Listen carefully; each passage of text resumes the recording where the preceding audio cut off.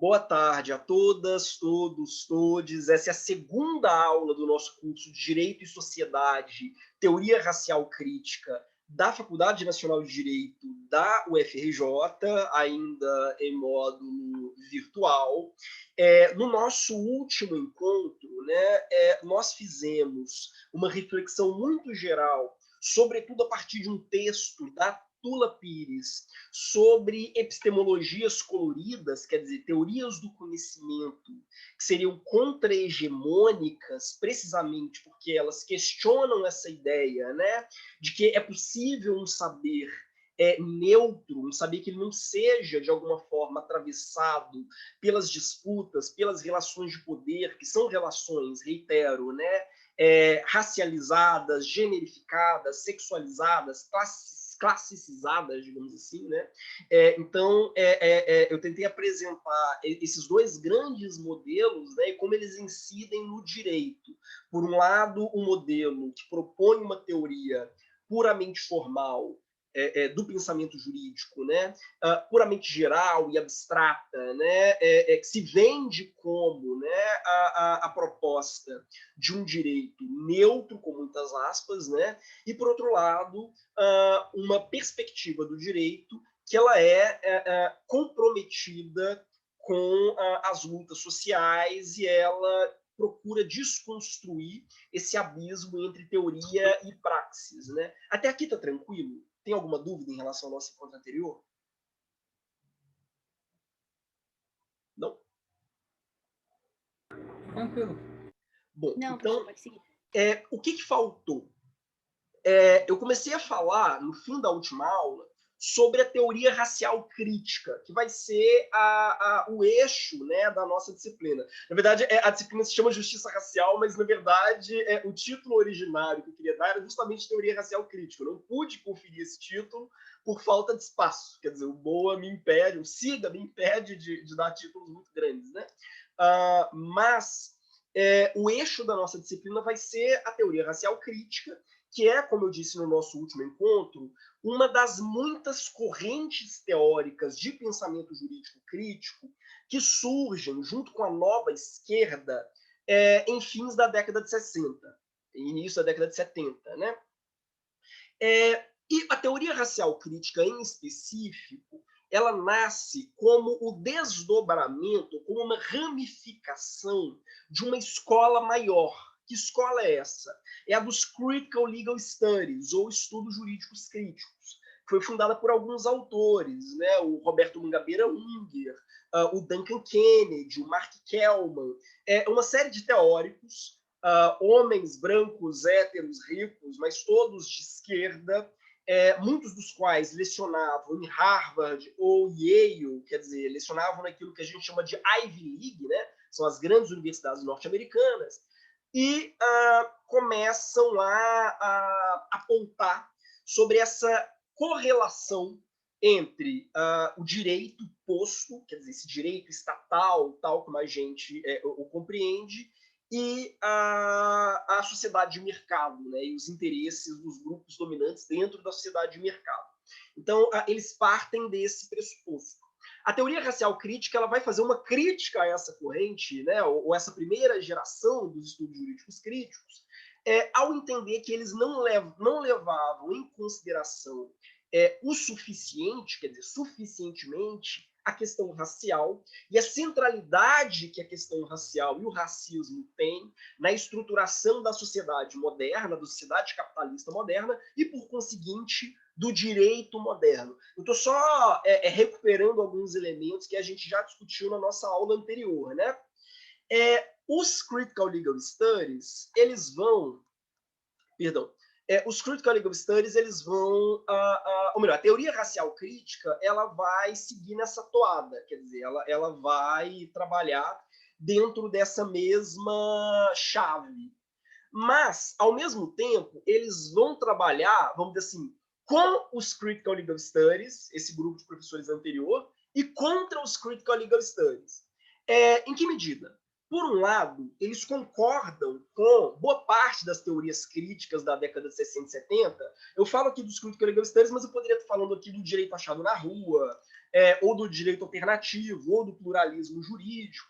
Eles concordam com essa geração da década de 60 e 70 de crítica do direito, no sentido de que, realmente, o direito, tal como nós temos, ele é alienante e ele é reificante. O direito ele é um instrumento de poder sobre as massas, digamos assim.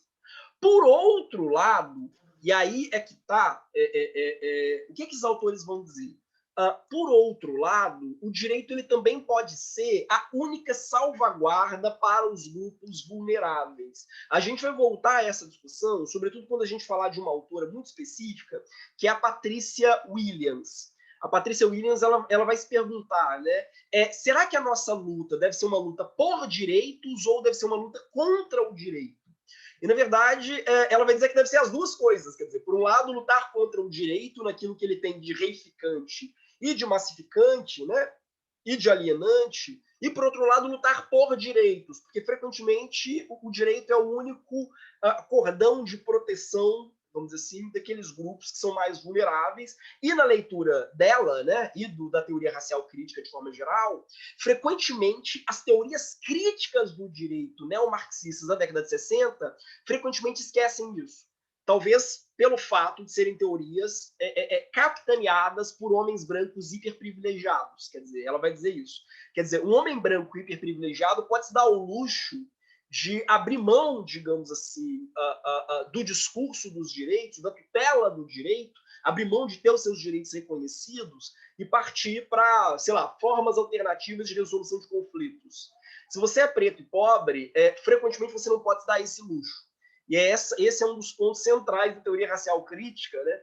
Que, ao mesmo tempo, até sendo, de fato, uma teoria autenticamente crítica e não uma teoria liberal, ela vê com bastante suspeita a ideia de direitos fundamentais, enfim, todo o discurso do direito, o papel do poder judiciário, mas, por outro lado, eles vão entender que não se trata simplesmente de abrir mão do direito e me refugiar numa comunidade alternativa ou numa ecovila tocando tambor.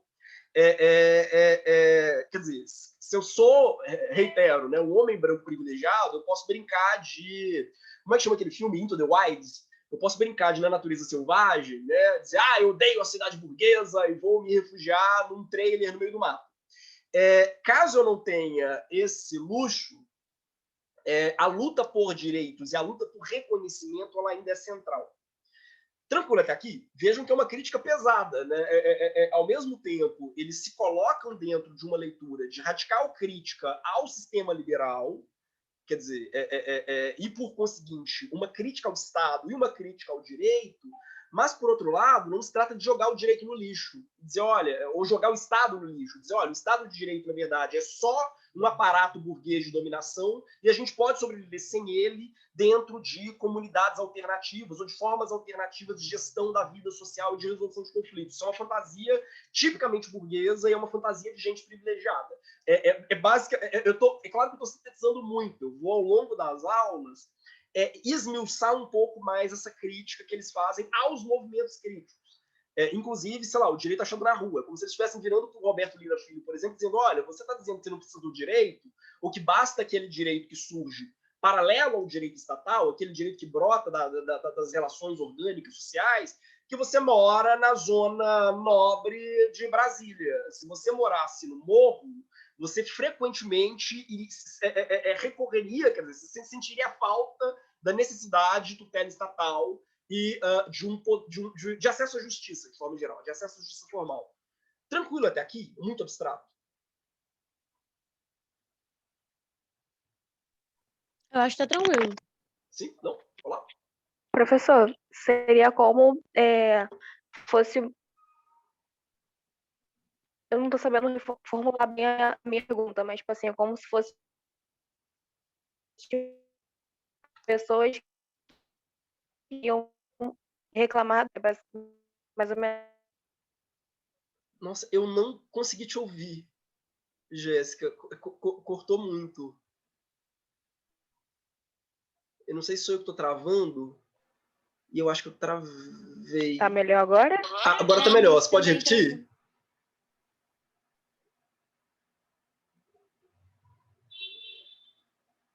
Melhorou? Não ouvi nada.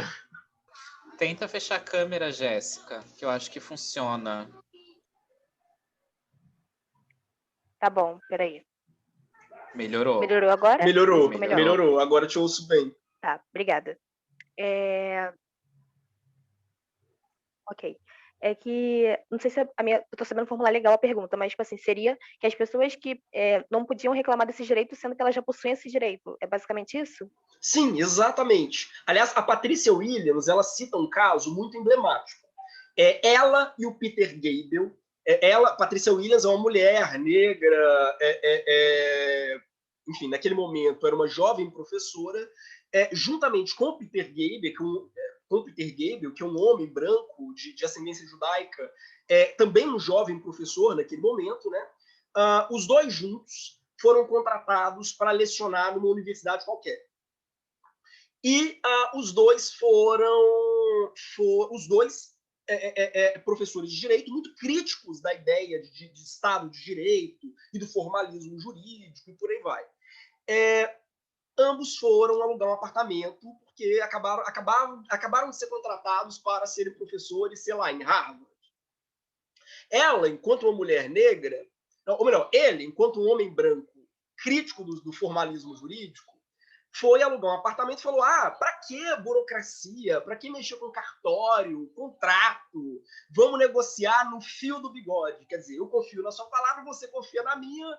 Ele alugou um apartamento assim. Ela, com base no mesmo princípio, não conseguia nem entrar nos apartamentos. Ela não conseguia entrar no apartamento sem a cobertura legal, quer dizer, sem um contrato dizendo: olha, está aqui o meu contrato dizendo que...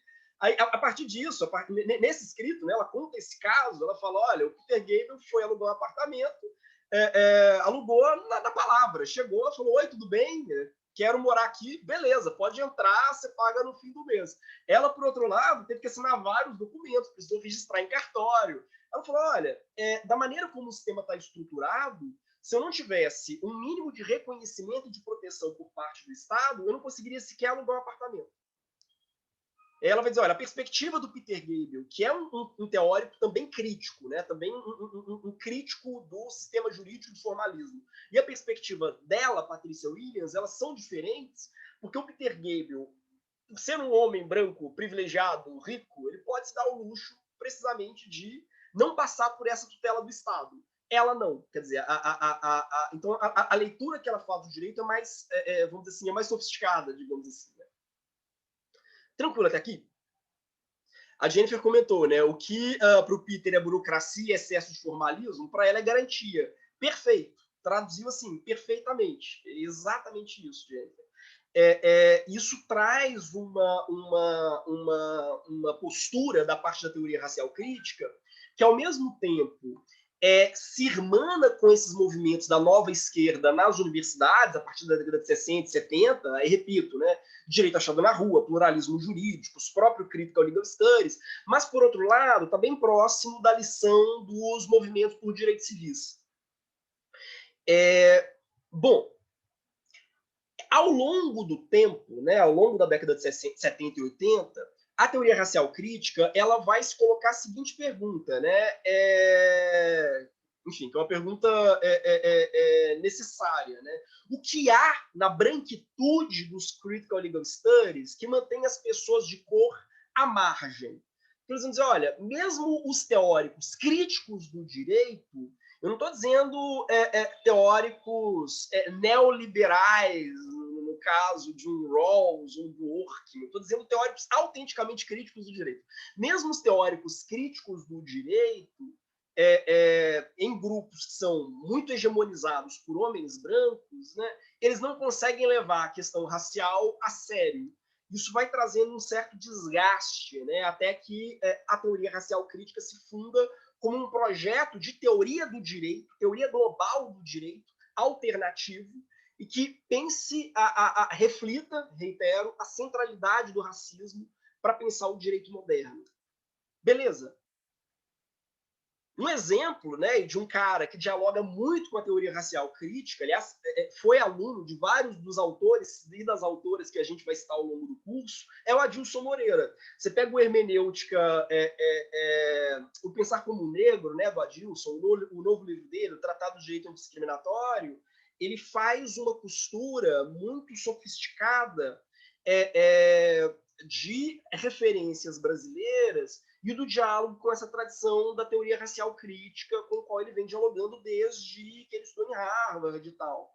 Então, isso só para vocês se situarem, assim, mais ou menos do que eu estou falando. Assim, tranquilo. Bom, Perfeito, professor, tranquilo. Beleza? Bom, essa questão ela vai levar a uma chave. Isso, o João perguntou, né? O racismo recreativo é dele? Sim, o racismo recreativo também é dele. Essa tensão, ao mesmo tempo de fazer uma crítica ao direito, mas de militar por direitos, né? A necessidade de conjugar as duas coisas, ela faz com que a teoria racial crítica ela seja, ao mesmo tempo, moderna e pós-moderna, para usar uma expressão da Angela P. Harris, que é essa moça aqui da foto. Por que moderna e pós-moderna? Enquanto uma doutrina pós-moderna, ela é profundamente cética em relação a qualquer universalismo, inclusive o universalismo do direito. Ela está o tempo inteiro se questionando, nossa, será que essa linguagem geral, generalizante do direito, que frequentemente apela para o homem médio, que usa várias categorias muito abrangentes, que fala de direitos humanos, direitos universais, princípios, né? Será que tudo isso não se trata, no fundo, né, de um esforço para mascarar interesses particulares? Isso é uma perspectiva tipicamente pós-moderna. E nisso eles são claramente, autenticamente pós-modernos. Eles são céticos em relação a qualquer pretensão de valores universais. Até a ideia de uma teoria universal, uma teoria geral, é vista com muita suspeita. Por outro lado, eles são modernos no sentido de que eles entendem que é preciso algum nível de reconhecimento geral. É preciso algum nível de universalidade ou algum nível de tutela global. Então, o direito não é descartável e o Estado não é descartável nesse sentido. Quer dizer, eu não posso simplesmente, ao argumento de que todos os valores são relativos, dizer que, então, todos os valores são relativos, então que o Estado e o direito, com a sua pretensão de generalidade ou de universalidade, podem ser jogados no lixo e substituídos por ecovilas. Tranquilo até aqui? Tranquilo, professor. Na minha... Vou contar um caso rápido, assim, só para vocês terem uma ideia. No meu segundo pós-doc na UFMG, no segundo pós-doutorado, a Kisnob, né? No meu segundo pós-doutorado, eu pesquisei comunidades alternativas, ecovila, co-housing, sociedade hippie, basicamente. Né? E uma coisa me chamava a atenção, era como essa proposta, vamos dizer assim, vou fugir da Babilônia, vou fugir desse sistema político e jurídico corrupto, enfim, centrado em Brasília, e vou me refugiar no mato. Como essa proposta, que era na década de 70 e 80 profundamente subversiva, ela foi, vamos dizer assim, comoditizada. Se você vai nas ecovilas brasileiras hoje, a imensa maioria é cheia de gente branca rica, que quer ter uma sensação, vamos dizer assim, né? Ou quer se dar uma sensação de que ela é de fato contra-majoritária, quando na verdade não é bem assim. Vou dar um exemplo. Tem uma ecovila entre Campinas e São Paulo que, na verdade, ela é composta por pessoas que trabalham em Campinas e São Paulo, em geral juízes, médicos, advogados, engenheiros, que vivem na ecovila, então tem todos os princípios da permacultura, enfim, tem uma política vegana muito estrita, mas, por outro lado, eles têm empregadas, eles têm caseiros, eles vão e voltam de carro de São Paulo e Campinas todos os dias. Então, bom, é curioso isso, né? Como, na verdade, Professor, esse discurso pós-moderno, rapidinho, esse discurso ok. pós-moderno de crítica às universidades, ele não é necessariamente emancipatório, né? Não, gente, eu não estou descrevendo a Xuxa. Pode falar. Desculpa interromper antes. É porque o meu irmão, ele por um tempo ele tentou ir morar numa ecovila na Bahia, né? Então eles resolveram, acharam legal a ideia e foram ficar um tempo, um mês, eu acho, 3 meses, para tentar ver se iam mudar para lá. Só que, assim, rapidamente eles perceberam várias coisas, porque era toda aquela ideia, né, de assim, as casas sem paredes, assim, digamos assim, né, meio abertas, não sei o quê, aquela coisa natural, mas todas as pessoas lá tinham carrões sinistros, eram todos brancos, e as pessoas que trabalhavam na vila eram de uma vila mais pobre, que ficava ao lado, né, negras, e elas transitavam dentro da ecovila de cabeça baixa. Elas não olhavam para as pessoas e as pessoas não interagiam com elas, né, as pessoas da ecovila. E eles simplesmente não, assim, acharam aquilo absurdo e não quiseram ficar, né, foram embora, porque eles viram que era uma coisa, assim, extremamente hipócrita, né, que acontecia ali. Não, fantástico, fantástico. Eu tive essa mesma experiência. Eu confesso que eu fiquei bastante decepcionado ao longo da minha pesquisa por causa disso. Assim, enfim, em virtude dessas contradições. Né? A Raquel ela comentou aqui, a professora Júlia tem um artigo que ela cria uma metáfora muito legal para isso. Precisamos fazer uma antropofagia do direito vestido à la Oswald de Andrade, né? Comer o direito abstrato em suas vestes, mas regurgitar o que é produto das lutas sociais e repercute nelas. Exato. E a Luana, ela diz também, né? Além disso, tem muito branco rico que agrega uma certa culpa e para se fazer menos parte de tudo errado que acontece, acaba escolhendo carreiras menos desvalorizadas ou acabam preferindo um estilo de vida diferente para se sentirem menos parte do grupo dominante. Sim, exatamente, exatamente. A gente acaba embarcando num sistema, né, de uma... como é que eu vou dizer? De um discurso contestatório que não é de fato tão contestatório assim, no sentido de que ele não representa uma ameaça autêntica ao sistema, né? E aliás, bom, não vou entrar muito nisso agora, não, porque a gente vai voltar a essa discussão. O que eu quero que vocês guardem é que, ao mesmo tempo, dentro da proposta da teoria racial crítica, né, uma esperança de redenção por meio do direito, quer dizer, uma esperança de reconstrução de um sistema jurídico que ele seja, de fato, emancipatório, e, por outro lado, uma proposta que é igualmente genuína de crítica e de desconstrução do modelo de Estado de Direito que nós temos. Não são coisas para eles opostas, digamos assim, né? É por isso, inclusive, que a Mari Matsu, perdão, é por isso, inclusive, que a Angela Harris, que é essa moça da foto que eu mostrei, né? Ela chama, né, a teoria racial crítica de uma ciência do direito da reconstrução, que ao mesmo tempo não é uma ciência do direito que tem como objetivo simplesmente legitimar os falsos universalismos, as falsas generalidades, né, do direito moderno, tal como a gente o tem, mas, por outro lado, não é uma ciência do direito puramente desconstrutiva, ou puramente desconstrucionista, digamos assim. Né? Ela trabalha a partir desses dois horizontes. Né? Bom, eu trouxe uma charge, mas eu não vou comentar, até porque eu acho que ela é meio auto evidente, para ilustrar aquela dimensão, né? Quer dizer, o direito ele é feito para quem? Quem é exatamente o objeto, o sujeito de direito hoje visado, né, pela norma? Quem é o homem médio, né? Que definitivamente não é o resultado de uma média ponderada da população enfim, que existe, que habita factualmente o nosso país. Né?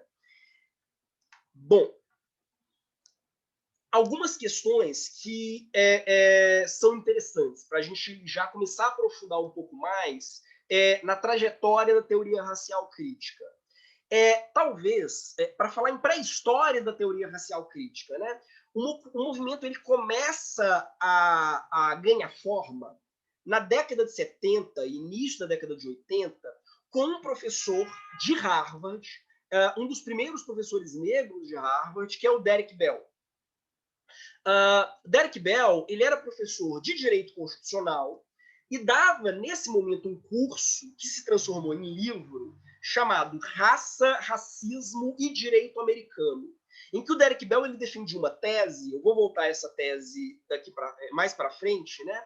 O Derek Bell ele defendia uma tese que era a seguinte: ao longo da história, frequentemente, direitos só foram reconhecidos aos grupos vulneráveis na medida em que eles não mitigavam, vamos dizer assim, eles não prejudicavam privilégios de grupos dominantes. É isso que o Derek Bell vai chamar de princípio da convergência de interesses. Ele vai falar, por exemplo, de como as medidas que gradualmente, né, erodiram as políticas de segregação norte-americanas, vou falar disso já já, como, na verdade, essas medidas elas foram tomadas, não porque, vamos dizer assim, o sistema é bom e legal e nos ama, e se torna cada vez mais inclusivo, né?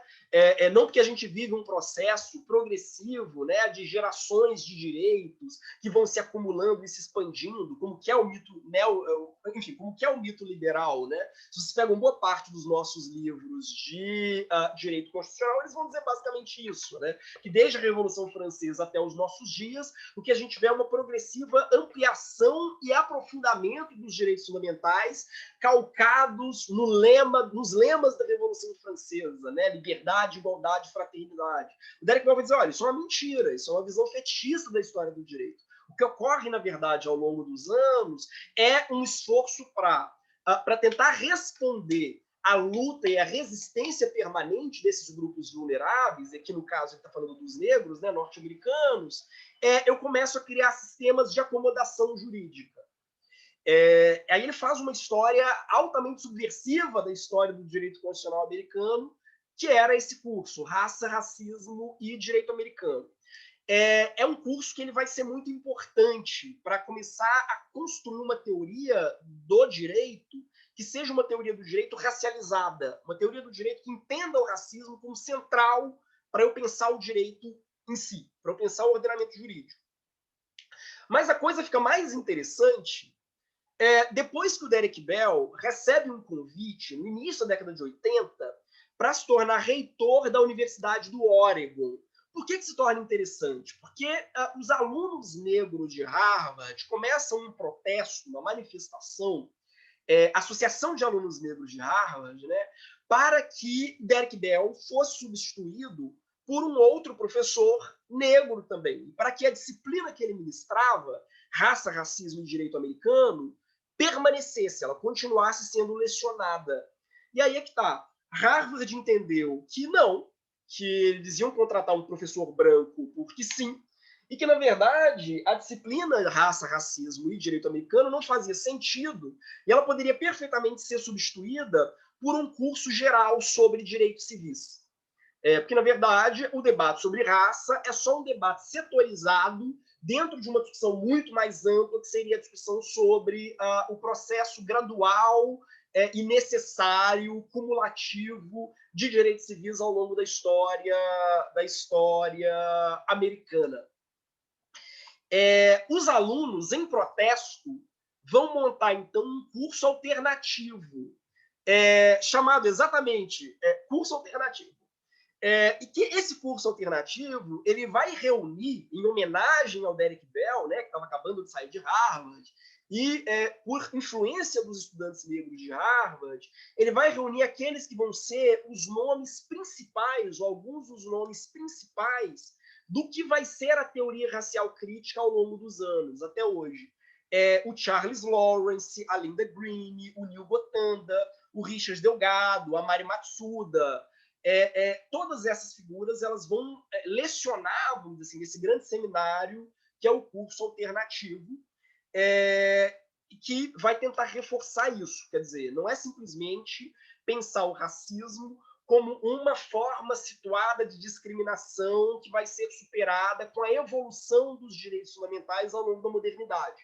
Não, é fazer uma teoria do direito que reconheça como a estruturação da nossa sociedade é ela própria racializada. Não há como pensar o direito, como eu disse antes, fazer uma análise do direito, uma teoria do direito, que não leve em consideração a dimensão do corpo, de marcadores como raça, gênero, orientação sexual e por aí vai, é fazer uma teoria do direito manca, uma teoria do direito vazia, descarnada, digamos assim.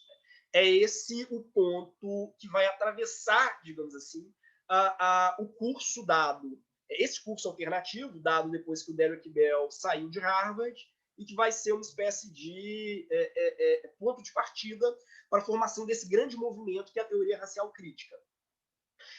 Só uma observação, né? O Derek Bell é esse moço aqui. Ele vai ser professor de várias figuras, como eu disse, né? Entre as quais o Barack Obama. Então, ele tem uma longa trajetória, não só como professor de direito propriamente, mas como militante também, né? É uma figura bastante simbólica dentro dessa discussão. A Nina comentou, né? Um grande exemplo foi a abolição da escravidão, né? Por vezes comentada como se tivesse sido uma medida social ética, quando na verdade era o valor de um novo modelo econômico onde a classe dominante precisava de mercado consumidor. Perfeito. Aliás, eu tenho um orientando, o Juan, que ele está fazendo uma discussão sobre o processo de abolição no Brasil, usando o princípio da convergência de interesses como chave de leitura. Ou seja, ele está fazendo uma leitura antiliberal, digamos assim, do processo de abolição. Nisso, a proposta que o Derek Bell desenha para pensar a história do direito constitucional moderno, ela é muito interessante, para dizer o mínimo, né? Talvez o momento determinante de ruptura da teoria racial crítica, que a teoria racial crítica vai dizer nós somos uma corrente própria, específica, diferente das outras escolas de crítica do direito, talvez o momento de ruptura seja em um evento chamado Sounds of Silence, que era preparatório para a conferência de 1980 dos Critical Legal Studies. Os Critical Legal Studies, que era o grande movimento de teoria crítica do direito nos Estados Unidos, né, naquele momento, todo ano faziam um grande seminário, reunindo os medalhões, né, reunindo as grandes figuras associadas, né, ao movimento. E decidiram, nesse ano, 87, debater racismo. O que os professores críticos negros se deram conta é que mesmo esse movimento, né, mesmo esse evento dos Critical Legal Studies, que era o Sound of Silence, embora se propusesse discutir racismo, não tinha diversidade racial. Quer dizer, os membros negros, latinos, asiáticos dos Critical Legal Studies, dos jurídicos críticos, não eram ouvidos. Quer dizer, essa que é a verdade, né? Eles eram meio que deixados de lado dentro dessa construção. O resultado, então, é que eles irão fazer um evento alternativo chamado Novos Desenvolvimentos em Raça e Teoria Jurídica, na cidade de Madison, em Wisconsin. E é nesse evento que a Kimberlé Crenshaw, que é a mesma autora que construiu o conceito de interseccionalidade, vale a pena lembrar, ela cunha essa expressão. Ela vai dizer, olha, não, o que nós estamos fazendo é uma teoria racial crítica, uma teoria crítica da raça, como queiram, né? Aliás, eu gosto de dizer que a Kimberlé Crenshaw, ela não só é uma grande jurista, como uma grande marqueteira, né? Ela cria vários slogans sensacionais. Interseccionalidade, teoria racial crítica. Então, ela tem um feeling muito bom para dar nomes aos bois, digamos assim, para criar marcas que colam, digamos. Então, a partir dos anos, embora seja um movimento que ele vem se construindo desde a década de 70, em 89 que ele se descola das outras teorias críticas do direito e se apresenta como uma corrente específica, como uma corrente autônoma. Tranquilo até aqui? Essa é a Kimberlé Crenshaw. Sim? Olá? Sim, professor, tranquilo. Tranquilo. Tranquilo? Bom, um outro elemento que é interessante, né?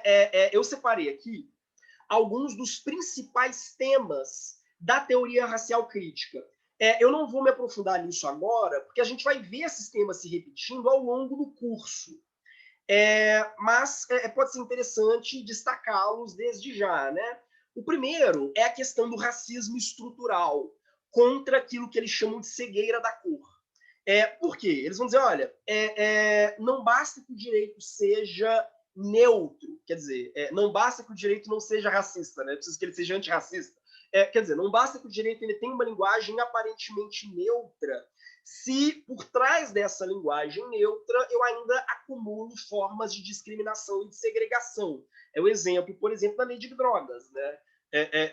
Não basta que eu tenha uma linguagem absolutamente neutra no texto da norma, se na hora que ela é aplicada, eu sei muito bem que o preto pobre com uma buchinha de maconha vai ser preso como um narcotraficante, e o branco com uma tonelada de pó vai ser solto como usuário, né?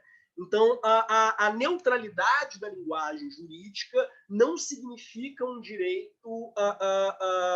quer dizer, a neutralidade da linguagem jurídica ela corrobora um sistema, ou ela patrocina um sistema marcado pelo racismo estrutural. Então, a ideia de meritocracia, de excelência, as microagressões que se dão dentro do sistema, né, dentro do poder judiciário, tudo isso vai ser longamente debatido pela teoria racial crítica. Da mesma forma, né, eles vão discutir muito a ideia de construção social do conceito de raça, ou que eles chamam de contra o que eles chamam de essencialismo, né, ou de naturalização da raça. Raça é uma identidade performativa, né, raça é performance. A partir da teoria racial crítica, a gente vai ter vários textos, por exemplo, mostrando como ao longo da história certos grupos foram racializados e desracializados. Por exemplo, os povos amarelos. Quando é que o amarelo começa a ser visto como uma raça à parte nos Estados Unidos, por exemplo? Há vários livros hoje sobre isso. Eu estava lendo recentemente um livro chamado The Yellow Peril, fala um pouco sobre isso. A partir do momento, no século XIX, em que você tem uma grande migração de chineses, japoneses, coreanos para os Estados Unidos, você começa a identificar os povos amarelos como uma raça à parte. E, por causa disso, você começa a criar uma série de instrumentos de segregação, inclusive de segregação jurídica. Começa a se espalhar o mito de que os povos amarelos eles, seriam mais propensos ao vício em ópio, ou de que eles seriam vetores potenciais de varíola e de outras doenças também. Então, por conseguinte, há, no fim do século XIX, né, toda uma legislação anti-imigratória, né, em relação a esses povos. Eu estou falando dos Estados Unidos, né? Oi.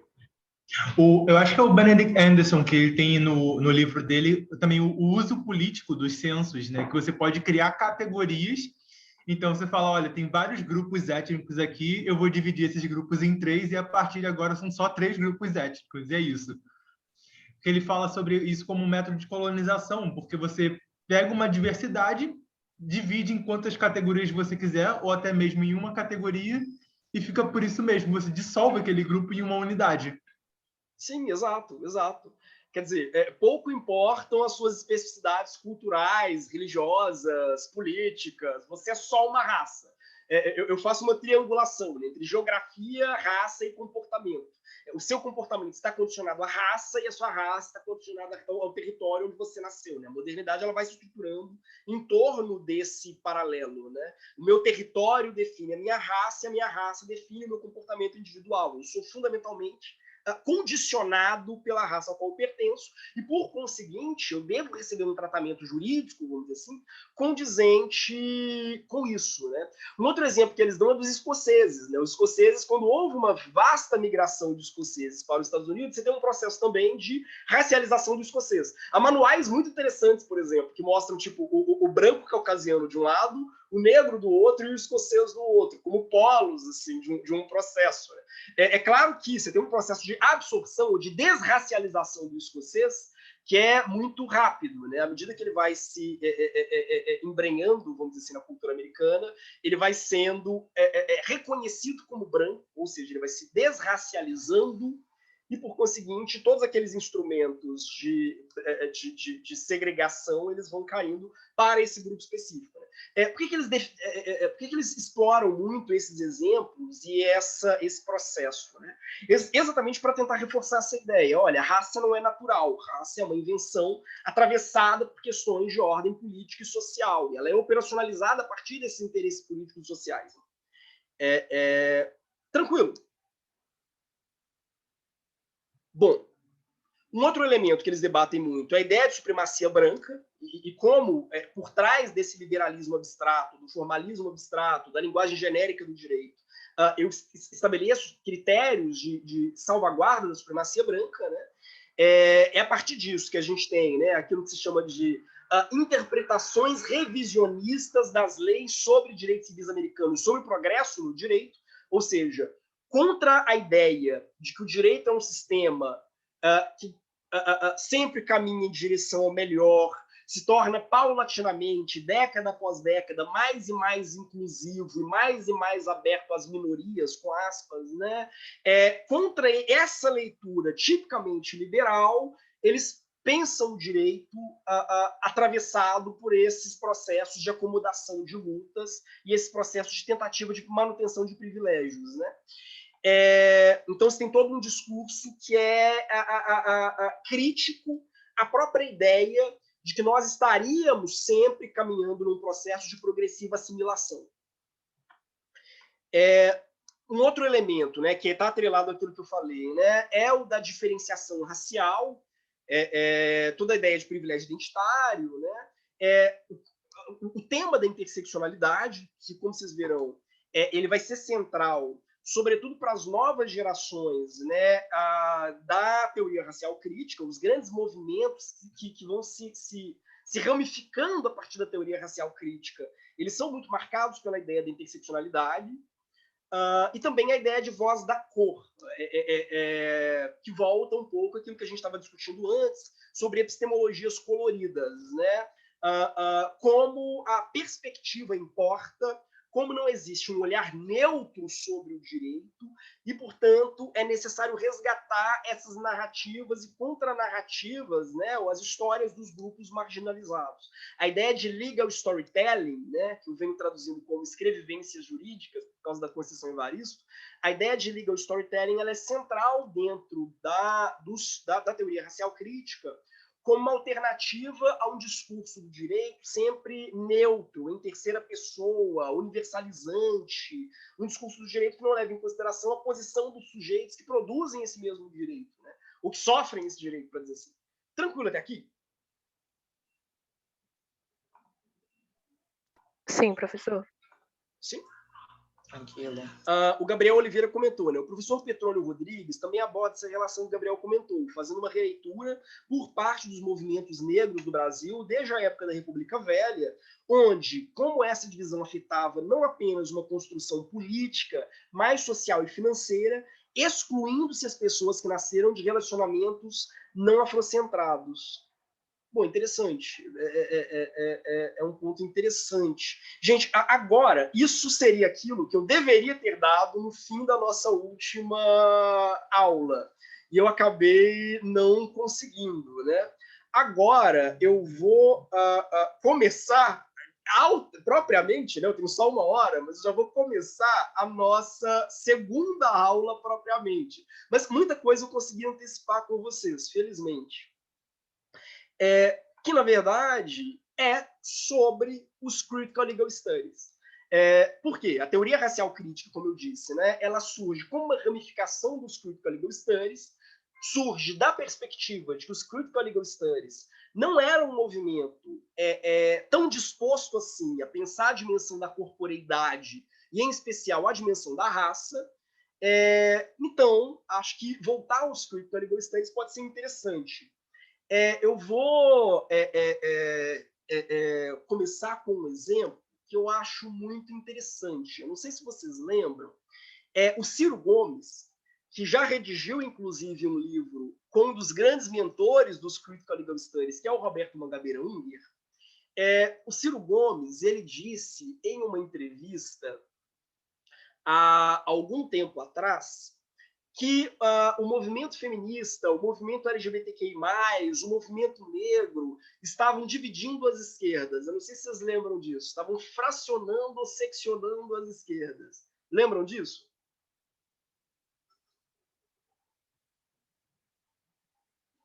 Sim, então? Essa observação, ela é muito coerente com a postura da primeira geração dos Critical Legal Studies. Uma das razões pelas quais, né, a teoria racial crítica surge, em certo sentido, como um contraponto a esse processo. Né? Porque eles vão argumentar que os professores brancos, héteros, que fundaram o movimento dos Critical Legal Studies, acabaram se assentando numa espécie de falsa dicotomia entre o chão de fábrica, quer dizer, as lutas de classe, digamos assim, e o teto de vidro, quer dizer, a luta por reconhecimento dos grupos vulneráveis, mulheres, homossexuais, transexuais, negros e por aí vai. Eles vão começar a argumentar, isso está na base, né, da formação da teoria racial crítica, que acabou se construindo em certos setores da esquerda, vamos dizer assim, da esquerda jurídica, né, hegemônica, uma falsa contraposição, uma falsa dicotomia entre o debate sobre classe e o debate sobre reconhecimento da diferença. Professor, Oi. Só para perguntar se o senhor já está passando a apresentação, porque a gente não está vendo. Não, ainda não. Vou passar agora. Tá. Tô só antecipando algumas questões. Tá, obrigada. Vamos lá.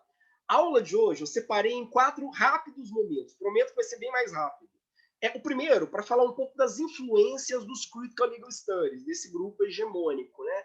O segundo, para falar especificamente do Roberto Mangabeira Unger, que é um autor que eu respeito muito, inclusive, uma figura muito interessante, um pensador brasileiro que, como eu disse, esteve no governo Lula, foi ministro do governo Lula, foi ministro do governo Dilma, será fatalmente ministro do governo Haddad ou ministro do governo Ciro, caso um dos dois se torne presidente nos próximos anos. Então, é uma figura muito marcante, digamos assim, como mentor das esquerdas brasileiras também, embora lecione há muitos anos nos Estados Unidos, né? Desde a década de 70 nos Estados Unidos.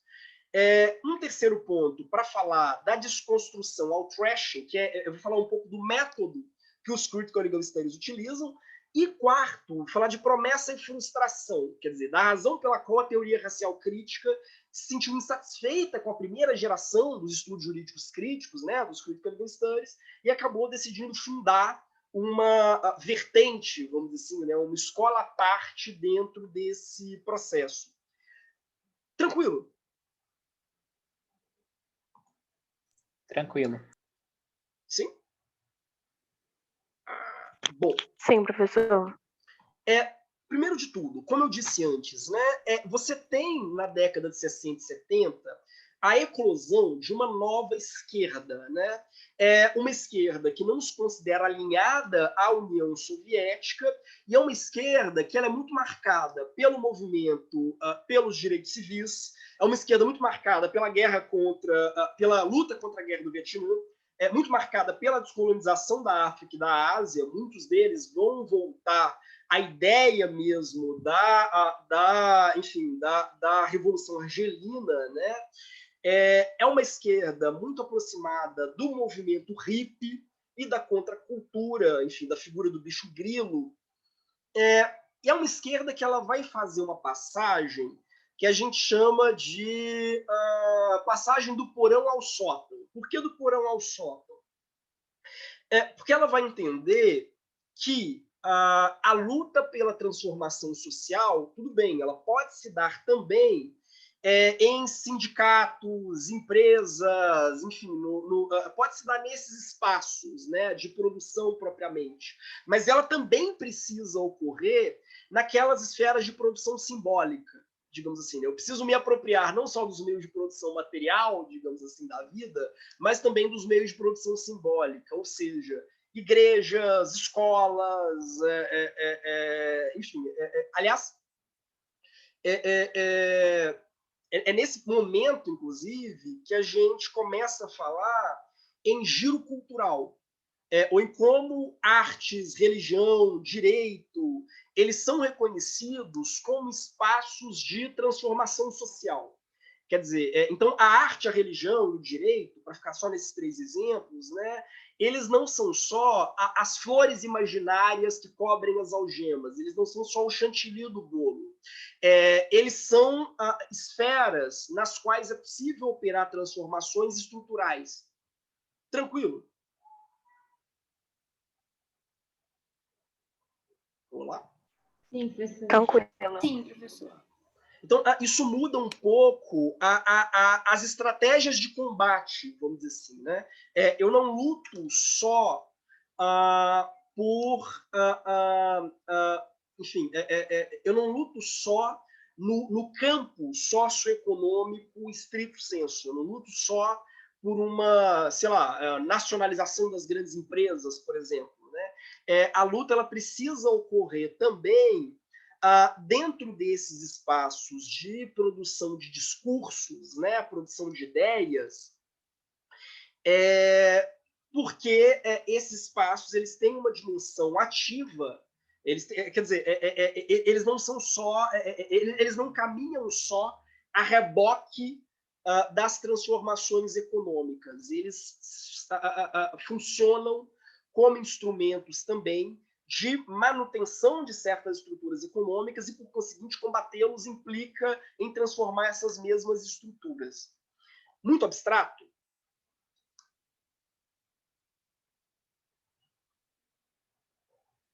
Professor, você pode repetir, por favor? Sim. A ideia é de que a arte, a religião, o direito, eles não caminham só a reboque, né? Eles não caminham só arrastadas pelas transformações socioeconômicas, de forma geral. Eles também produzem transformações socioeconômicas. Então, é importante lutar também nesses espaços. Vocês percebem?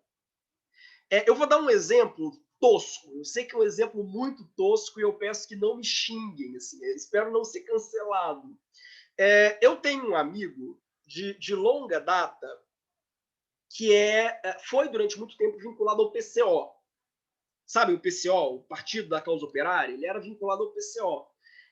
Que tem uma visão realmente velha guarda, assim, old school.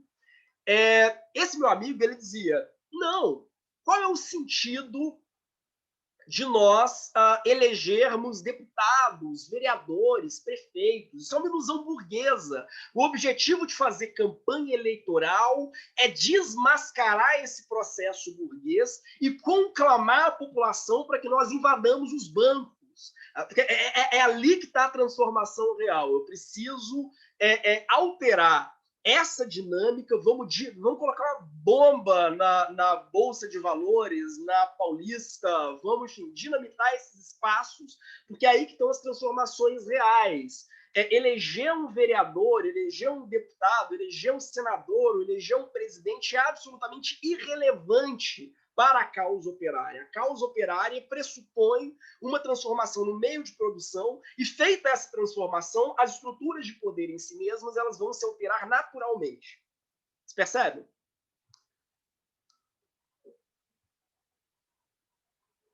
Alguém? Sim. O que esse pessoal ele vai argumentar nessa vibe de giro cultural? Que, na verdade, esses espaços, a Câmara dos Vereadores, a Câmara de Deputados, o Senado, a presidência, assim como as universidades, as igrejas, eles são espaços de transformação real. Eu posso transformar o sistema drasticamente por meio dessas instituições. Então, eu não posso ficar aguardando eternamente uma revolução proletária, quando eu posso ocupar esses espaços e começar a transformar o sistema a partir deles? Tranquilo. É claro que eu estou fazendo uma simplificação grosseira, assim, eu sei que sempre que eu falo disso, mas inclusive como esses grupos na década de 60 se autocompreendiam. Por que isso é importante? Você tem, então, a formação de uma série de radicais de cátedra na universidade, vamos dizer assim, né? De professores que, de uma forma muito esperançosa, digamos assim, acreditam realmente que uma transformação na universidade ela não é secundária para a construção de uma nova sociedade pós-capitalista, pós-liberal. Não, pelo contrário, é um espaço que ele precisa ser ocupado, ele precisa ser repensado. Não se trata simplesmente de, enfim, vou formar um sindicato e desapropriar empresas. Eu posso também, ocupando lugares de visibilidade ou de projeção na mídia, nas universidades, nas igrejas, enfim, por aí vai, eu posso operar transformações nesse campo também. Eu posso colocar, propor, enfim, reformas legislativas, por exemplo, que sejam substanciais na modificação das relações de poder dentro da sociedade. Tranquilo. Gente, estão tão caladinhos hoje? Sim, tranquilo, professor. Eu coloquei aqui uma foto que ela é bem emblemática do debate sobre o Flower Power, que eu acho que ajuda a entender um pouco isso também, né? Você tem toda uma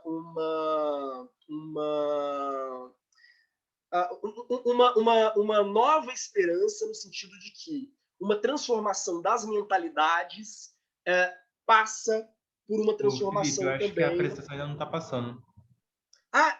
Parou de passar? Deixa eu ver se eu mexo aqui. Na verdade, não começou. Sério? Que estranho. Depois, não, assim, depois que você começou, o segundo slide não apareceu mais. Eu vou tentar de novo. Sair aqui e vou entrar. E agora? Não, ainda tá preto, Felipe. Nada. Tá Engraçado. só parecendo que você Aqui, iniciou pra compartilhamento. mim, tá dando a New Share. Vamos ver. New Share. Aqui aparece que você... Agora foi. Agora foi? Agora foi. Não. Maravilha. Eu só falei disso aqui, depois eu mando os slides para vocês e cheguei a essa foto aqui. Tranquilo? Bom, dentro dessa conjuntura, né? Vocês ainda estão vendo? Estão, né? Sim.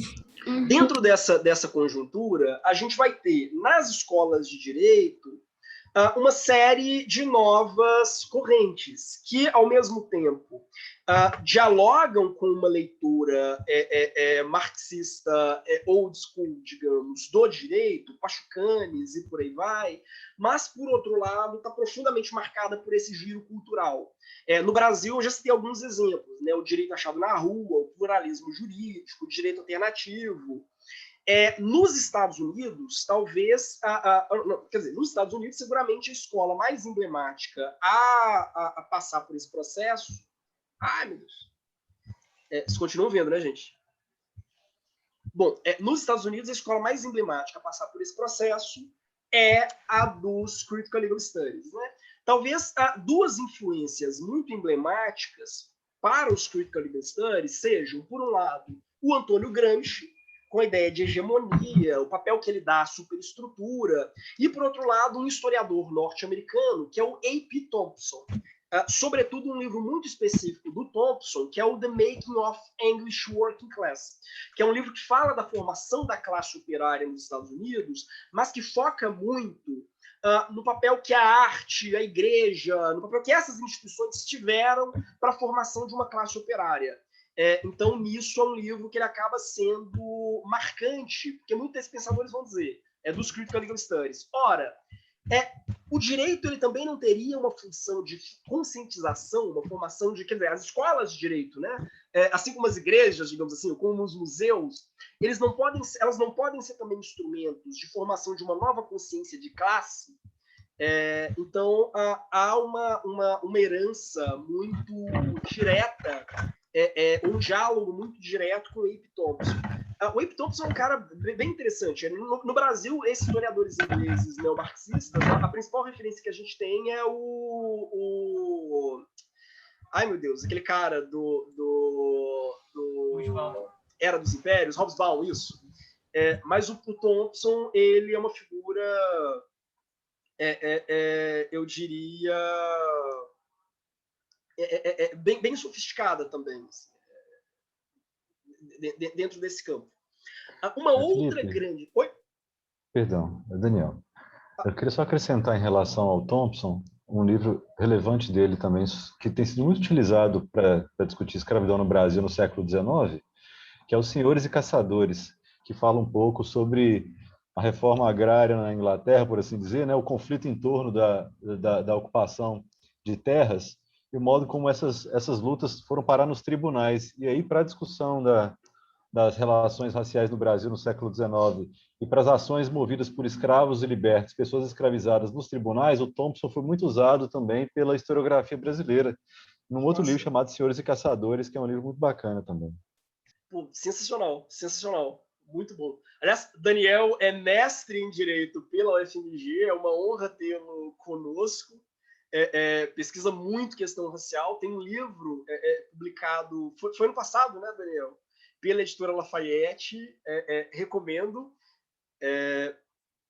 Bom, voltando, talvez uma outra grande influência, né, dos critical legal studies, né, dos estudos jurídicos críticos, o realismo jurídico norte-americano.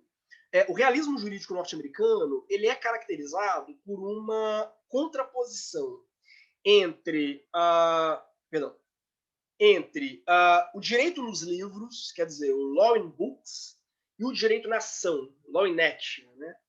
O que eles vão argumentar é que o direito é, no fundo, um fenômeno sociocultural e que, para compreender o que é o sistema jurídico, não basta eu abrir o código e ler, até porque o direito não é feito de códigos, o direito é feito de uma rede de práticas. Não basta eu abrir, sei lá, o código de processo e não entender como, por exemplo, a secretaria de um tribunal atende os advogados e a comunidade. Aliás, eu gosto de dizer que cada secretaria nos tribunais brasileiros cria o seu próprio modus operandi, né? Nós vivemos num sistema em que, para você entender realmente como os nossos tribunais funcionam, o código de processo é quase irrelevante. Porque, na verdade, há juízes que atendem advogados, há juízes que não fazem audiência para advogados, há juízes que só atendem... Enfim, então você tem toda uma construção que ela pressupõe levar em consideração a maneira como essas instituições, empiricamente, digamos assim, operam. Então, o realismo jurídico ele dá uma guinada na maneira como interpreta o direito, digamos assim, no sentido de que, para eles, o direito, longe de ser um sistema, um ordenamento jurídico abstrato, hierarquizado, isento de lacunas e de antinomias e por aí vai, o direito é fundamentalmente uma rede de práticas sociais e para compreender, inclusive, como essas práticas se dão, eu preciso botar a mão na massa, eu preciso observar de fato o que juízes, promotores, oficiais de justiça, advogados realmente fazem no seu dia a dia, no seu cotidiano, nesses espaços, né? Talvez um dos nomes mais emblemáticos dessa escola seja o Oliver Wendell Holmes, não confundir com John Holmes, o ator. Nossa, tô ficando velho, né? John Holmes é uma referência tão antiga. Não confundir com o John Holmes, o Oliver Wendell Holmes é uma figura emblemática aqui.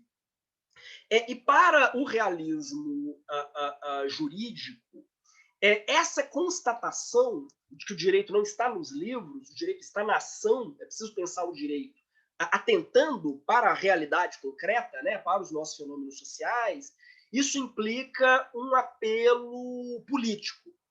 Quer dizer, implica todo um projeto reformista, digamos assim. Essa dimensão de entender o quanto há de mistificante no texto legal e como, para entender de fato o direito, eu preciso voltar às coisas mesmas, né? Eu preciso voltar às práticas sociais, ela é muito característica também dos Critical Legal Studies. Então, frequentemente se veem como espécie de herdeiros do realismo jurídico, com uma diferença crucial. Para os Critical Legal Studies, eles não estão pensando em reformas pontuais no sistema jurídico, eles estão pensando numa reforma global, quer dizer, estão querendo, estão evocando essa dimensão para fazer uma crítica muito radical. Eles vão dizer, não, se a gente presta atenção, para além do texto da norma, aquilo que os juízes de fato fazem, é porque aquilo que os juízes fazem é, via de regra, segregador, racista, misógino, atua em nome de uma série de interesses de classe. Então, é uma virada muito característica, assim, em relação, uma mudança de tom muito grande em relação àquilo que o realismo jurídico fazia. Eu trouxe também uma charge, mas que eu também não vou explicar, até porque eu tenho pouco tempo, tem uns 20 minutos. Mas, enfim, um general dizendo para um sujeito, né, você é de esquerda, confesse. Ele, de esquerda, quero que todo esquerdista seja torturado. E aí, né, o Aspone lá atrás vai dizer, ele é de centro. Bom, enfim. Dentro do movimento dos Critical Legal Studies, o autor mais importante talvez seja o Roberto Mangabeira Unger, como eu falei antes, né? Que é um filósofo brasileiro, formado na FND, diga-se de passagem, né? Ele fez graduação na FND, e é uma figura que... Gente, espera aí, de novo, minha tela está meio esquisita. Mangabeira Unger se formou na FND, se tornou um dos mais jovens professores a lecionar na Faculdade de Direito de Harvard e escreveu no início da década de 70, em meados da década de 70, um livro chamado Conhecimento e Política, em que ele já trazia esse lema: direito é política. Para o Mangabeira, todo o verniz de racionalidade jurídica que nós frequentemente damos ao discurso do direito, né, a ideia de que, na verdade, o curso de direito é um curso que forma uma categoria para que ela domine uma série de técnicas muito específicas, né, que habilita essa categoria, né, a pensar de forma diferenciada os conflitos sociais, de uma forma que a população, o grosso da população, seria incapaz de fazer. Essa é uma leitura mistificadora e que tem uma função muito específica. Eu tive que tirar a minha imagem, porque aí assim a minha câmera funciona. Vocês não conseguem me ver, mas pelo menos eu consigo ver como é que eu vou dizer? Eu consigo ver a tela, porque do contrário vai ficar impossível. Bom, mas também se vocês querem ver a minha cara feia, não faz diferença, né? O Mangabeira Unger, ele vai argumentar o seguinte, que, no fundo, a ideia de que o direito é um exercício técnico e de que a atividade do jurista é uma atividade que ela não envolve escolhas ideológicas, mas uma série de procedimentos de subsunção da norma ao caso, como se a leitura que eu, depois de 5 anos de curso de direito, tivesse do texto legal, fosse substancialmente mais sofisticada que a leitura de outro cidadão qualquer, e que, da mesma forma, né, eu tivesse uma capacidade maior que outros cidadãos de atuar nas resoluções de conflito, essa é uma leitura mistificante, mas que dá ao jurista um papel quase que privilegiado, né, na estruturação das relações de poder dentro da nossa sociedade. Essa é a tese de fundo do Mangabeira. Então, para ele, aquilo que a gente chama de racionalidade jurídica é, na verdade, ideologia. É ideologia jurídica. É aquilo que o Vará, Luiz Alberto Vará, né, chamaria de senso comum teórico dos juristas. Logo em sequência a essa obra, ele escreveu outra chamada Conhecimento e Política, todas elas caminhando nessa mesma direção, né?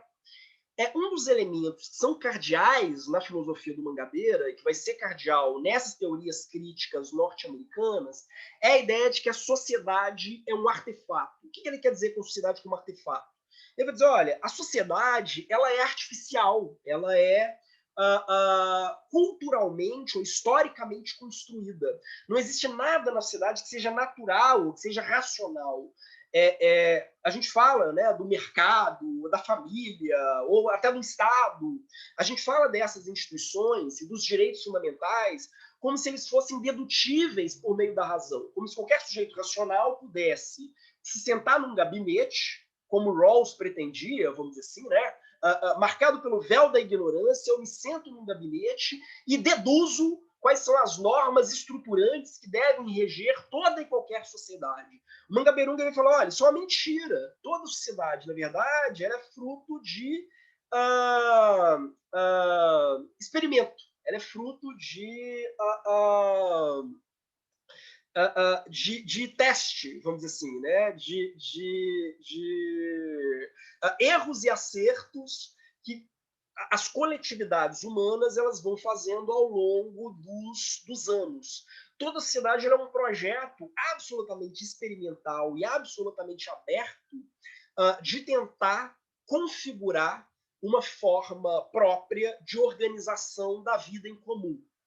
E por ser um experimento, digamos assim, toda a sociedade é falível. Não existe uma solução óbvia, não existe uma solução autoevidente para resolver os problemas humanos. Não existe um modelo perfeito ou um modelo necessário de organização da vida social.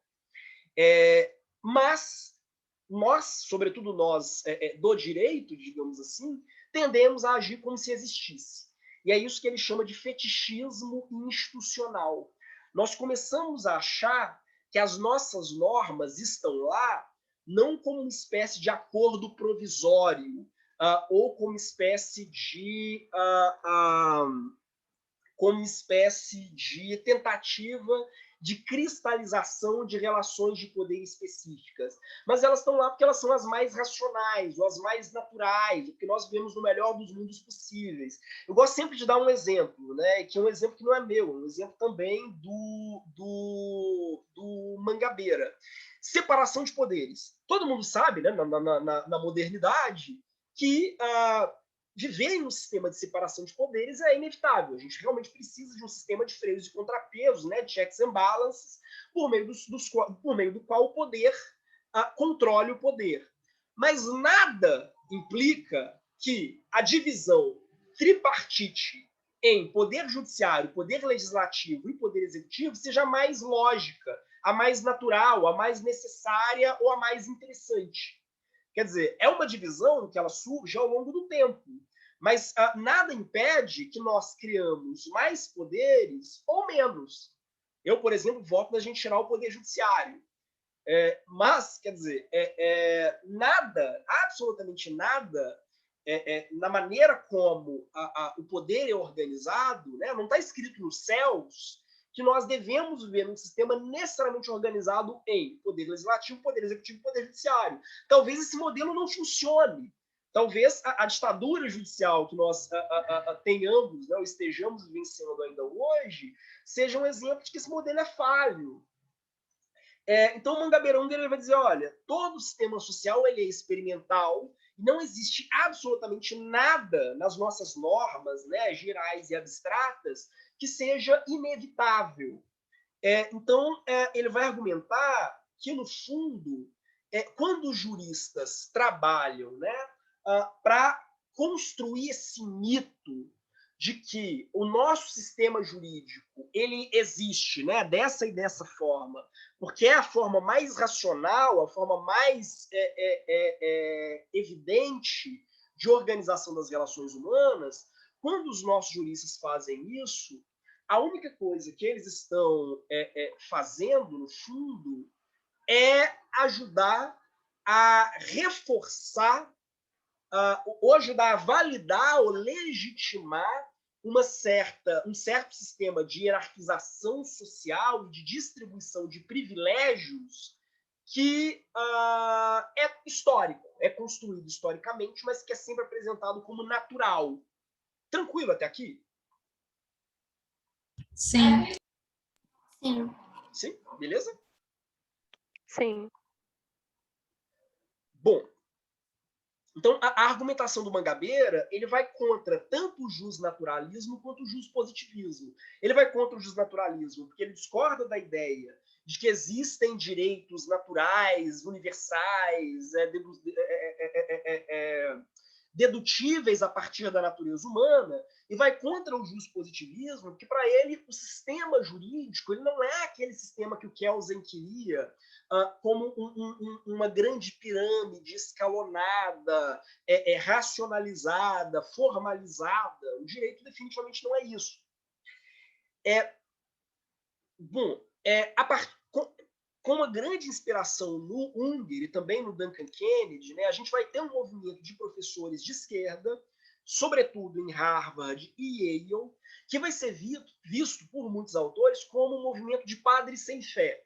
Por que padres sem fé? Porque, no fundo, são juristas que não acreditam no direito, né? Quer dizer, pelo menos não acreditam no direito enquanto um ordenamento jurídico necessário, e por aí vai, né? São juristas que contestam essa dimensão, né? E que também eles são profundamente influenciados não só pelo neomarxismo, pelo realismo jurídico e por todos aqueles movimentos que eu falei lá atrás, mas também pelo pós-modernismo francês, né? Lacan, Foucault e Derrida, sobretudo. Eu não vou entrar nisso, até para não consumir tempo demais, mas eles frequentemente se valem de categorias do pós-modernismo, do pós-estruturalismo francês como um método. Aí eu trouxe aqui uma charge do Foucault, só a guisa de curiosidade. Bom, um elemento que é importante ter em mente, né, uma das estratégias que o pós-estruturalismo francês desenvolve e que os critical legal studies, né, inspirados pelo Mangabeira Unger, vão começar a utilizar, é o da desconstrução do Derrida. Por quê? O Derrida, um desses filósofos franceses, né, que eu falei lá atrás, na verdade ele é um filósofo argelino, radicado na França. O Derrida ele vai dizer o seguinte: não existe linguagem neutra. Toda linguagem ela é marcada por interesses, toda linguagem ela é marcada por relações de poder, toda linguagem ela traduz uma concepção específica de mundo. Toda linguagem ela tem uma ideologia subjacente, digamos assim, né? O uso da linguagem, a linguagem não é simplesmente um instrumento indiferente a nós, mas ela se presta a essas lutas de poder, digamos assim. Eu estou sintetizando de uma forma muito rasteira a obra do Derrida também, mas é só realmente para a gente chegar aos critical legal studies. Com base nessas discussões sobre o caráter não neutro, o caráter não objetivo da linguagem, a linguagem não é simplesmente um instrumento para descrever a realidade, a linguagem altera a realidade, ela altera a perspectiva que eu tenho da realidade, eles vão fazer o mesmo tipo de análise da linguagem jurídica.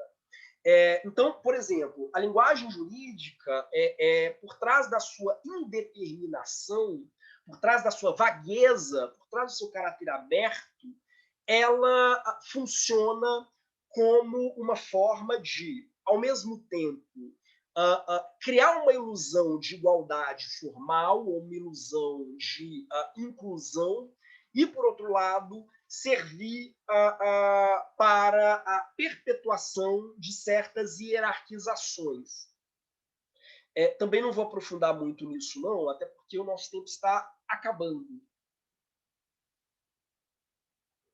Mas, alguém se lembra desse caso? A primeira estudante negra de uma escola, né, dos Estados Unidos. Essa menina é a Linda Brown. Ela se tornou conhecida por ser o pivô de um caso na década de 50, que é o Brown versus Board of Education, da década de 50.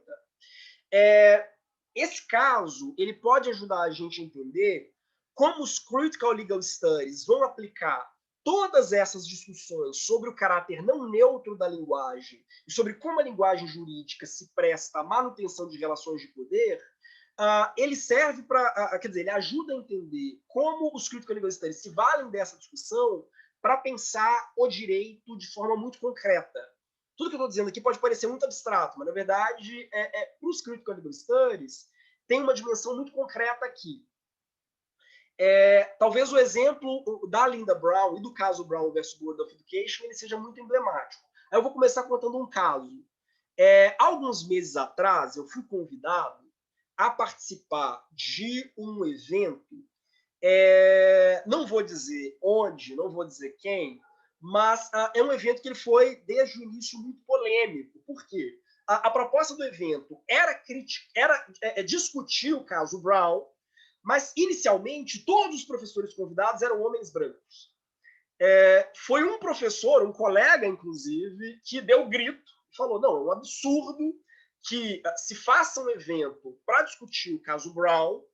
Decidiram fazer esse evento por causa, inclusive, dos protestos em virtude da morte do George Floyd.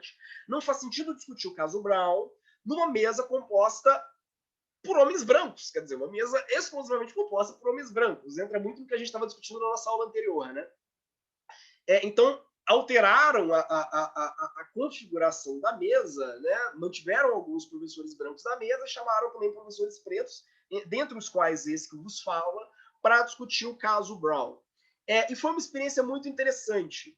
Todos os professores brancos da mesa foram muito elogiosos em relação ao caso Brown, no sentido de dizer, olha, o caso Brown é um marco do direito constitucional norte-americano, e não só do direito norte-americano, do direito moderno, ocidental como um todo. O caso Brown é uma pérola, porque mostra como o direito moderno gradualmente se torna mais inclusivo e como o constitucionalismo moderno é um projeto que gradualmente vai combatendo as discriminações, incluindo as minorias, e a gente pode ansiar, então, por um futuro no qual, daqui a 40 ou 50 anos, a discriminação racial e a discriminação de gênero não existam mais. Essa foi a leitura dos professores brancos da mesa. Aí os professores pretos... Felipe, todos... Oi? Posso interromper? É o que eu queria dizer, da absoluta falta de educação você fazer uma mesa, assim, como uma homenagem ao George Floyd, e falar que a gente está caminhando para um cenário benéfico, sabe? Sim, sim. Eu não sei se eles se tocaram disso, eu mas, tava me perguntando, assim... tipo, gente, qual é o mundo que essas pessoas vivem, né? Exatamente, das muitas indecências que você já me falou, assim, que a gente discute bastante, eu acho que essa foi pior, porque eu não sei se é burrice, assim, ou é... Não sei. Eu não consigo entender se é burrice ou é só uma ignorância mesmo, assim. A ignorância que você tem direito quando você nasce branco, sabe? Mas... Sim, sim. Desculpa interromper, mas é que eu fiquei realmente muito aborrecida agora. Não, foi aterrador, assim, foi realmente uma das experiências mais constrangedoras. Assim. Mas por que isso foi interessante? Por que esse evento ele me diz muito? Assim? Porque todos os professores negros da mesa disseram o oposto. Eles disseram, olha, se existe um exemplo de que as políticas de segregação elas foram, no mínimo, ou melhor, as políticas de dessegregação, né, de combate à segregação, elas são, no mínimo, incompletas, é o próprio caso de George Floyd. E aí, eu trouxe nesse evento a discussão que os Critical Legal Studies e que o Derek Bell, o cara que eu falei lá atrás, eles vão fazer já nesse período, né, do caso Brown. O que o Derek Bell vai dizer? Ele vai dizer o seguinte, olha, quer dizer, vamos lá, o caso Brown é aquele que vai, pela primeira vez, né, ele vai proibir, a Suprema Corte norte-americana ela vai proibir a discriminação racial em escolas. Então, ele vai permitir que crianças negras se matriculem em escolas. Esse caso é um marco, porque ele vai começar, a partir disso, a reconhecer a inconstitucionalidade da legislação de estados norte-americanos que ainda permitiam que houvesse, sei lá, bebedouro para preto, bebedouro para branco, banheiro para preto, banheiro para branco, ônibus para preto e ônibus para branco. Então, é um caso muito celebrado por causa disso. Por outro lado, se a gente observa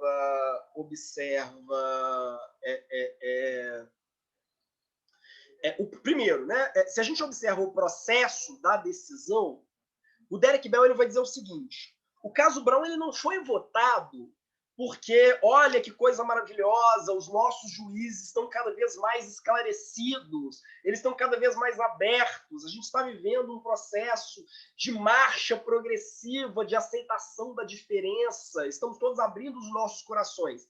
Não, ele vai dizer, olha, o caso Brown ele foi votado porque estávamos num contexto de Guerra Fria, os Estados Unidos queriam continuar apresentando para o mundo, e sobretudo para a Ásia e para a África, uma autoimagem, né, de terra da oportunidade dentro de um sistema de combate por influência, né, um sistema de Guerra Fria, né, enfim, um sistema de combate por influência, espaço de influência com a União Soviética, e ele sempre esbarrava com um problema.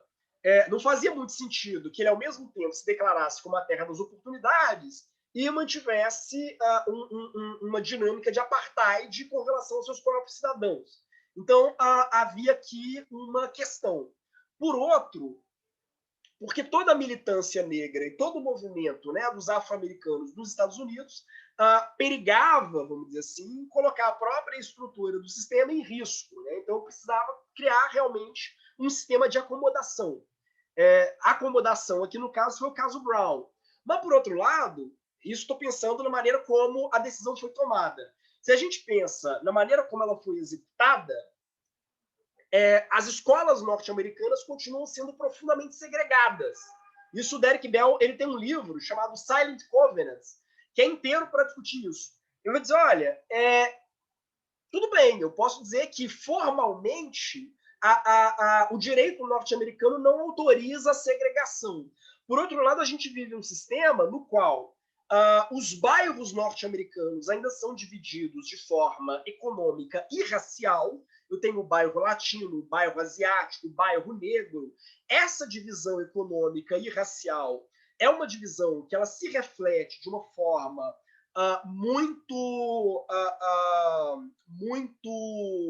dura, né? É uma divisão que ela se reflete na maneira como as inscrições nos serviços públicos, né, inclusive nas escolas, é feita. Então, o resultado é que a gente ainda tem escolas frequentadas só por crianças latinas, escolas frequentadas só por crianças negras e escolas frequentadas só por crianças brancas. Sendo que as escolas frequentadas por crianças não brancas são, tradicionalmente, as que recebem menos investimento público. Tranquilo. Alguém? Tranquilo. Sim. professor. Olá? Então, isso é o trashing, vamos dizer assim, né? A aplicação da metodologia que os Critical Legal Studies vão fazer.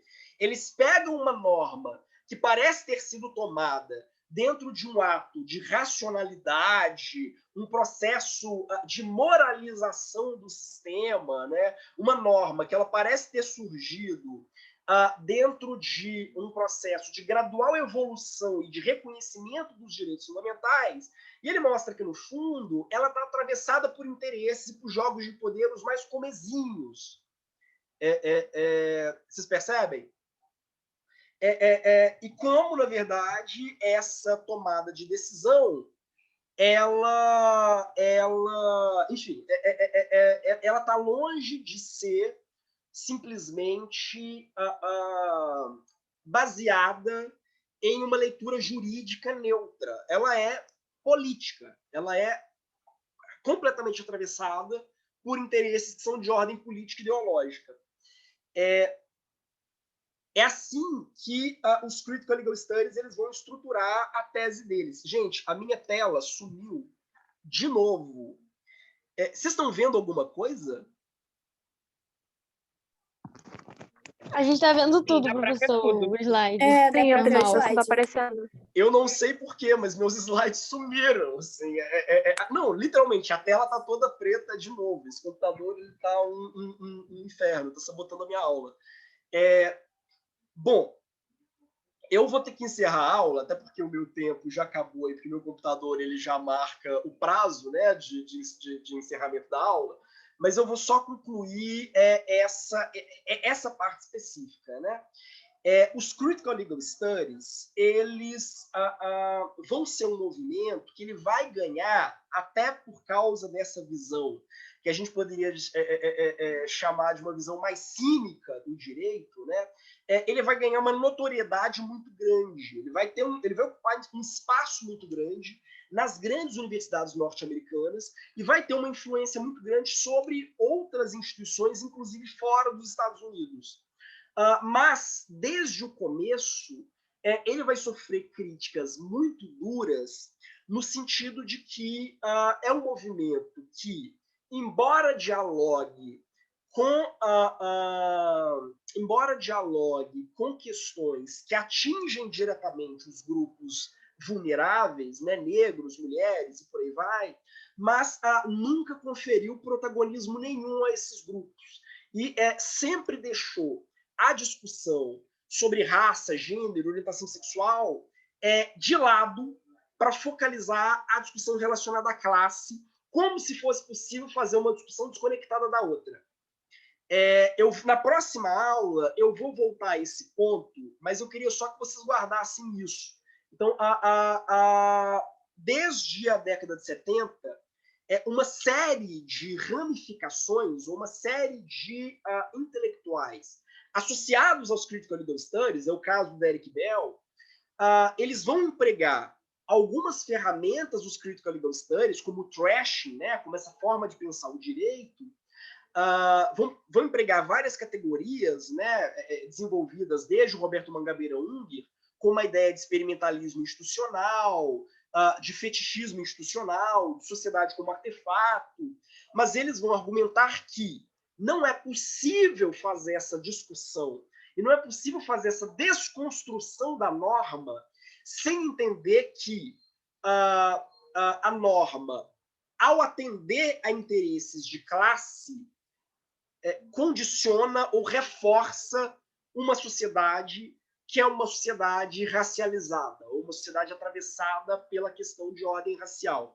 Quer dizer, reitero, não é possível fazer uma crítica ao direito, uma crítica genuína ao direito, que não seja uma crítica anticapitalista, que é o que os Critical Legal Studies queriam fazer. Quer dizer, não é possível criticar o direito sem pensar em como esses interesses de manutenção de privilégios, né, estão por trás da configuração da norma e da tomada de decisão por parte dos juízes, mas, por outro lado, não é possível pensar essa mesma dinâmica de manutenção de interesses sem pensar na supremacia branca, em como a questão racial ela atravessa o direito de cabo a rabo, vamos dizer.